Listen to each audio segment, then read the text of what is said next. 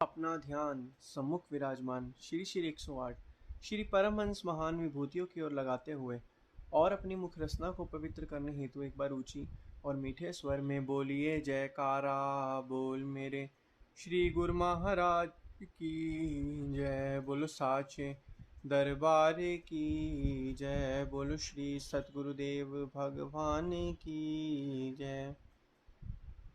कहते हैं कि इस मनुष्य जन्म का मिलना बड़े भाग्यों की निशानी है और इस मनुष्य जन्म के मिलने के बाद संतों महापुरुषों की चरण शरण ग्रहण करना उससे भी ज़्यादा हमारे भाग्यों की निशानी है। आज दुनिया में हमारी जहाँ तक भी नज़र आती हैं, बहुत लोग जो है मनुष्य हैं और अपना जीवन जी रहे हैं। तो जो जीवन अपना जी रहे हैं उनको यह लग रहा है कि इस जीवन में हम आए हैं, हमें ये जीवन मिला है, सिर्फ हमें क्या कहते हैं, ये संसार के हमारे जितने भी कार्य हैं सिर्फ हमें वही करने हैं। लेकिन ऐसा नहीं है। जब इंसान संतों महापुरुषों की चरण शरण में जाता है तो उसे यह पता चल जाता है, यह सच पता चल जाता है कि इस दुनिया में वह क्यों आया है और इस दुनिया में आने का उसका असली मकसद क्या है। मनुष्य को जब यह सच पता चल जाता है तो अपनी वह ज़िंदगी के जो अमूल्य कीमती श्वास हैं उनको जो है उनको नाम सुमिरन में लगाता है। और यही आम संसारी जो लोग हैं अपने इस श्वास की अमूल्य पूंजी को संसार जितनी भी जो संसार की चीज़ें उसमें व्यर्थ करते जा रहे हैं और बाद में पछताएंगे कि हम खाली हाथ इस दुनिया से जा रहे हैं। लेकिन जो मनुष्य वक़्त के संतों महापुरुषों की चरण शरण में आ चुका, उनकी आज्ञा और मौज में चल रहा है, वही इस भव सागर से पार हो जाता है। क्योंकि भव सागर से पार होना 84 के बंधनों से मुक्त हो जाता है। लेकिन वह कौन है जो 84 के बंधनों से मुक्त हो जाता है? वह वो आप और हम जैसे लोग हैं। क्योंकि हम जब परम पिता परमात्मा की बंदगी करते हैं और ये हमें श्वास मिली है, श्वास पे जब हम परम पिता परमात्मा का नाम सुमिरन आराधन करते हैं तो हमें सच की पता परख हो जाती है कि हमारा असली उद्देश्य क्या है और असली उद्देश्य क्या है और जो भी हम कार्य व्यवहार कर रहे हैं क्या उसका असली मकसद क्या है। लेकिन आम संसारी लोग जो हैं उनको यह नहीं, उनका जो मन है वो हमेशा ही माया जाल में फंसा रहता है और उन्हें संसार की सभी चीज़ें जो हैं सच लगने लगती हैं। लेकिन जो गुरुमुख है, जिसे संतों महापुरुषों की चरण शरण प्राप्त होती है, उसे यह पता चलता है कि मैं इस संसार में आया हूँ और एक न एक दिन मुझे इस संसार से चले जाना है। वह इस संसार में किस तरीके से रहता है, वह उस तरीके से रहता है जिस तरीके से एक जो है कमल कीचड़ में रहता है और उसके ऊपर कीचड़ की छींटें नहीं होती। ऐसे ही मनुष्य भी जो गुरुमुख है वो इस संसार में रहते हैं ताकि संसार की सभी चीज़ों को रहते रहते ही संसार की सभी चीज़ों को जो है अपने निर्वाह में लगाते हैं।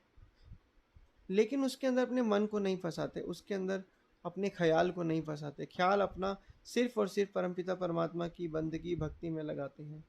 लेकिन मनुष्य को यह कैसे समझे कि असली परख असली सच क्या है, यही मनुष्य समझ ही नहीं पाता है। तो इसलिए हम जैसे और आप जैसे जितने भी गुरुमुख हैं, हम अपने भाग्यों की जितनी सराहना करें उतनी कम है। क्योंकि ये जन्म यूं ही नहीं मिला गंवाने के लिए, गरीमत ये वक्त मिला है प्रभु प्रभु को पाने के लिए। तो इसलिए संत महापुरुष हमें यही फरमाते हैं कि किस लिए दुनिया में आया समझा नहीं इस राज को, लग गया रोजी की फिक्र में भूल गया असली बात को। फिक्र रोजी की छोड़ जिक्र कर भगवान का, फिक्र तेरी आप करेगा जिसने जामा दिया इंसान का। कि ये मनुष्य तो इस दुनिया में किस लिए आया है, सिर्फ और सिर्फ परम पिता परमात्मा की बंदगी के लिए आया था। लेकिन तूने संसार की सभी चीज़ों को सच माना, सच मान बैठा और अपनी अमूल्य पूंजी को, सांसों की अमूल्य पूंजी को बर्बाद करता जा रहा है। लेकिन मनुष्य को यह जब संतों महापुरुषों की चरण शरण में आता है उसे पता चल जाता है कि मेरा असली उद्देश्य क्या है और क्यों मेरा इस दुनिया में आना हुआ है। और उसके बाद जब मनुष्य को सच का पता चल जाता है तो वह जो है अपने अमूल्य जो श्वास हैं जो कि नाम जपने के लिए मिले हैं उनको नाम में लगाता है। तभी तो कहते हैं कलयुग केवल नाम आधारा, सिमर सिमर नर उतरे पारा। जो कलयुग है वो सिर्फ और सिर्फ केवल नाम पर आधारित है। जो नाम जपेगा उसी की आत्मा का कल्याण होगा। लेकिन इंसान मनुष्य इस बातों को समझ नहीं पाता है। ये सिर्फ और सिर्फ संतों महापुरुषों की जो चरण शरण में आता है, क्योंकि संत महापुरुष हमें जीवन जीने का तरीका बताते हैं। वह हमें समझाते हैं कि मनुष्य, आपका इस संसार में अपना कुछ नहीं है। इस संसार में आपका आना सिर्फ और सिर्फ जो है परमपिता परमात्मा की बंदगी में हुआ है, बंदगी करने के लिए हुआ है। फिर जब इस संसार से आप चले जाओगे तो फिर आपको परमपिता परमात्मा की बंदगी का यह अवसर ना जाने कब मिले, लेकिन अभी जो मिला है, यह वक्त मिला है, यह समय मिला है, इसमें जितना हो सके परमात्मा की बंदगी करें।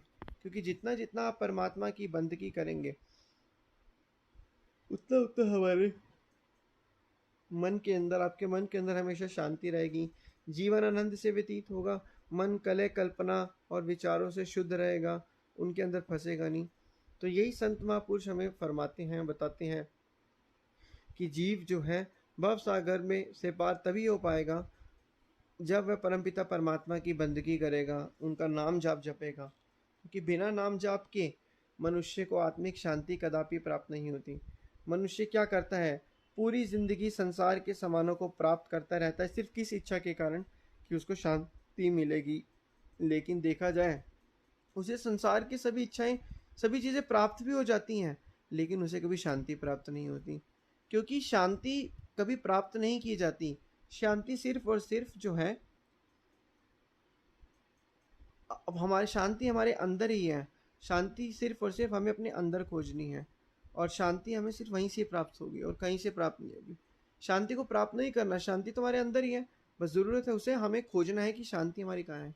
और शांति को हम कैसे प्राप्त कर सकते हैं, आनंद को कैसे प्राप्त कर सकते हैं, प्रभु का नाम सिमरन करके।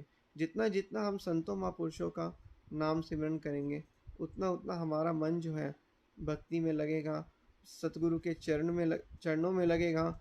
हमें इस घोर कलयुग में, जो कि आज जितने भी लोग इस संसार की अग्नि में फंसते जा रहे हैं, इस संसार की अग्नि से हम हमेशा दूर रहेंगे। हमारे मन के अंदर हमेशा शांति बनी रहेगी, जीवन आनंद से व्यतीत होगा।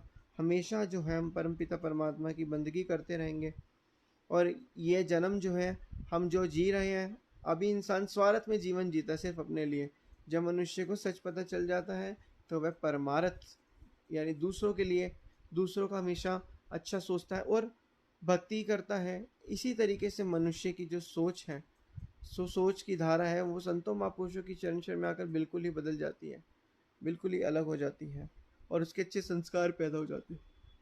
तो इसलिए हमें संतों महापुरुषों की चरण शरण में जाकर उनकी आगे और मौज में चलना है, जिससे जो है हमारा ये लोग भी सुखी हों और लोग भी सुहेला बन जाए। यही चीज़ हमें हमेशा याद रखनी है, क्योंकि संसार में हमारे सच्चे हितैषी सिर्फ और सिर्फ संत महापुरुष हैं वक़्त के, और इस संसार में कोई भी हमारा सच्चा हितैषी नहीं है। तो ये चीज़ हमने समझनी है। जितना हो सके हमें भक्ति करनी है, सेवा करनी है, नाम सिमरन आराधन करना है, जिससे हमारा ये लोग भी सुखी होगा, पर लोग भी सुहेला बन जाएगा। बोलो जयकारा बोल मेरे श्री गुरु महाराज की जय।